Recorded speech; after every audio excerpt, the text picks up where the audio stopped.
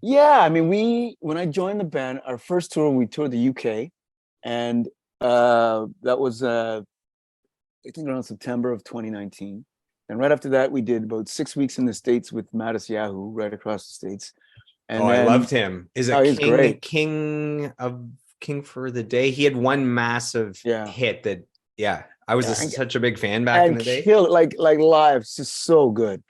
And so we just did that, and then we took a little break, and then we did our Canadian headlining tour. Amazing. And then it was all set up. We had going back to the UK, going to the States again. We had all these tour dates, all this stuff lined up again.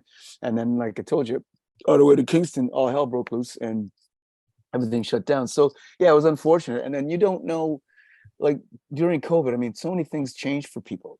There was lots of divorces and babies born and puppies and career changes, and people had time to sit there and reflect, make some changes in their lives, sometimes for the better, sometimes not for the better, but you don't know how people are going to emerge on the other end.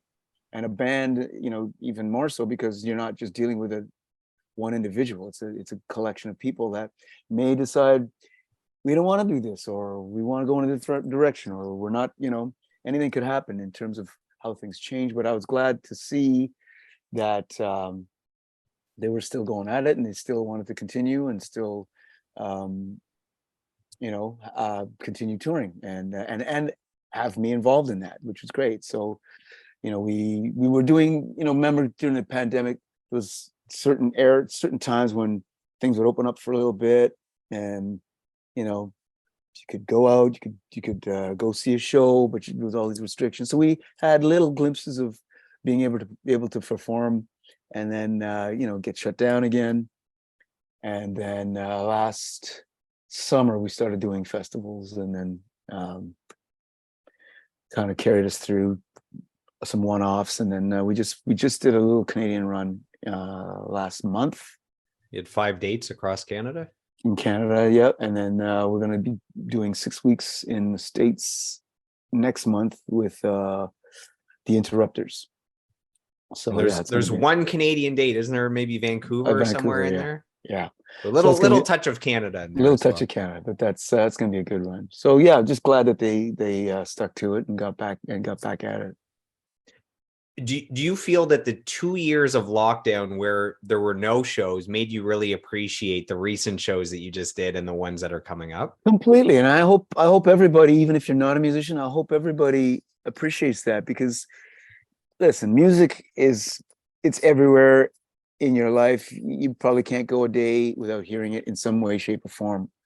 And I hope that people realized how precious it is and how important it is, and that they shouldn't be taking it for granted. And when I say that, support it. Like, you have to support artists. You have to, you